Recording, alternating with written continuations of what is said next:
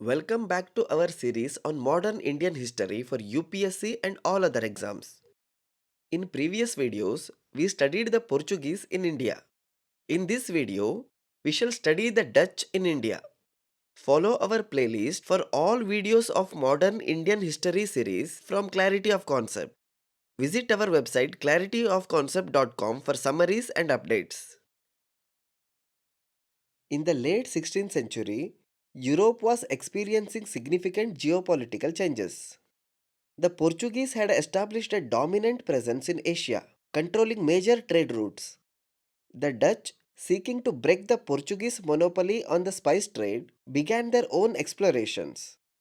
In 1595, Cornelis de Houtman led the first Dutch expedition to the East Indies. This voyage marked the beginning of Dutch exploration in Asia.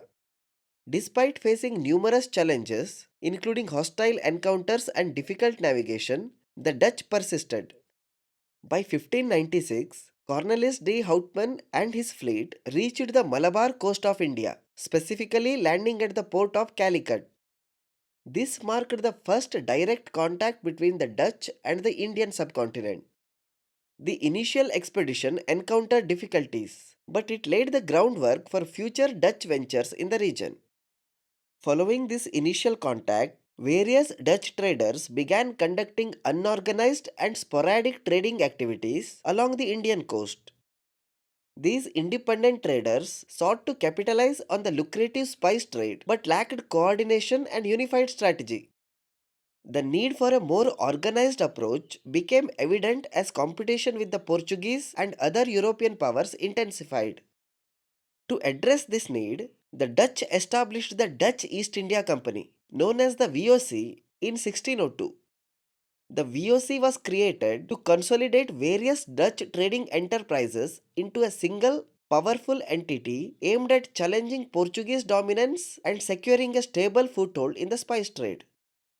The VOC was granted a monopoly on Dutch trade in Asia and given extensive powers, including the ability to build forts, maintain armies, and negotiate treaties with local rulers. This formal establishment marked the beginning of a more strategic and concerted effort by the Dutch to expand their influence in India and other parts of Asia. In 1605, the Dutch established their first factory in India at Masulipattnam, also called as Machilipatnam. In 1609, the Dutch secured their first major victory in India by capturing the port of Pulicat on the Coromandel coast from the Portuguese. Pulicat became the primary base for Dutch operations in India, serving as a central hub for the spice and textile trade. The Dutch were more successful than the Portuguese in several ways. First, the Dutch East India Company was better organized, with a clear monopoly on Dutch trade and powers to build forts and maintain armies.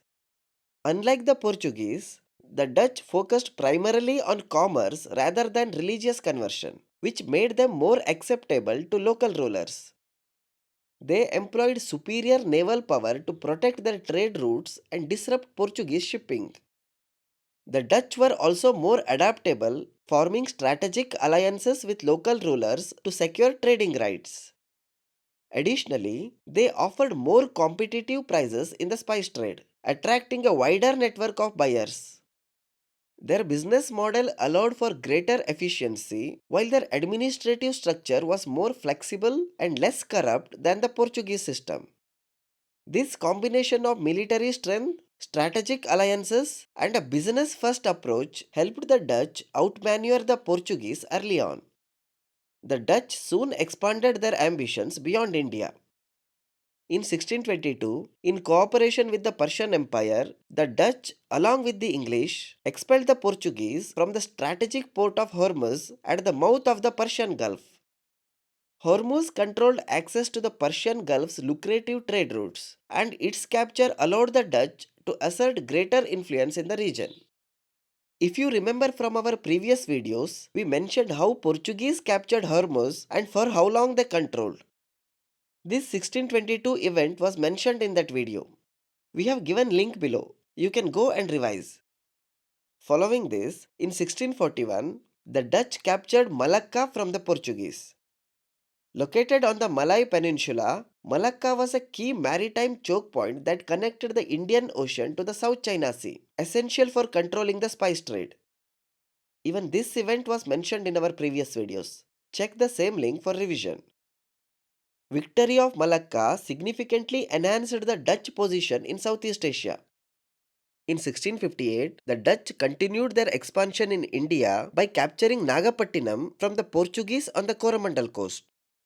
Nagapattinam became a major hub for both spice and textile trade, further consolidating Dutch power in southern India. In 1659, the Dutch clashed with the Nayaks of Tanjavur. This was a result of the Dutch expanding their influence into southern India, particularly after capturing Nagapattinam in 1658. The conflict ended with the Dutch securing their control over Nagapattinam, which became a major center for their trade operations. Finally, in 1663, the Dutch dealt a decisive blow to the Portuguese by capturing Cochin on the Malabar coast. Cochin was one of the most important centers for the spice trade, particularly in pepper. Securing this port allowed the Dutch to dominate the spice trade along the western coast of India. By capturing these critical locations, Pulicat, Hormuz, Malacca, Nagapattinam, and Cochin, the Dutch systematically dismantled the Portuguese trade empire. By the mid 17th century, despite the success of the Dutch East India Company in establishing a dominant presence in India and Southeast Asia, they began to face significant challenges that eventually led to their decline in the region. These challenges arose both from competition with other European powers and internal issues within the VOC itself. In 1688, a significant conflict occurred between the Dutch and the English, known as the Anglo-Dutch Wars. While these wars primarily took place in Europe and the Atlantic, they had repercussions for Dutch trade in Asia, as resources were diverted away from protecting their interests in the Indian Ocean. The English, less affected by these conflicts, continued to expand their influence in India, further undermining Dutch power. Internally, the VOC began to suffer from financial mismanagement and corruption by the late 17th century. The company's vast network of trading posts, ports, and settlements became expensive to maintain. Additionally, the cost of defending their territories and trade routes against increasing competition from both the English and the French placed further strain on the company's resources. Another significant challenge came from the local rulers in India. Unlike the Portuguese, who had attempted to convert local populations, the Dutch mainly focused on trade, which initially made them more acceptable to local rulers. However, as the Dutch sought to expand their control, conflicts with local rulers, such as the Nayaks of Tanjavur in 1659, became more frequent.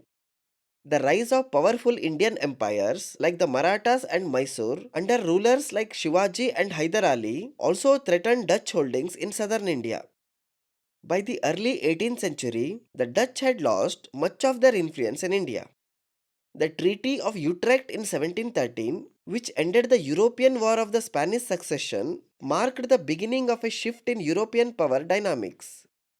The treaty further weakened the Dutch position globally, and they began to lose territories and trade routes to the English and French. The Dutch decline became more pronounced in the second half of the 18th century.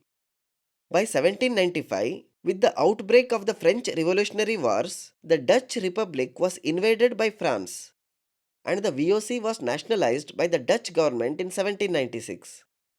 This marked the official end of the Dutch East India Company's dominance in India and the broader region. Despite their decline, the Dutch left a lasting impact on India's trade and economy, especially in the spice and textile industries.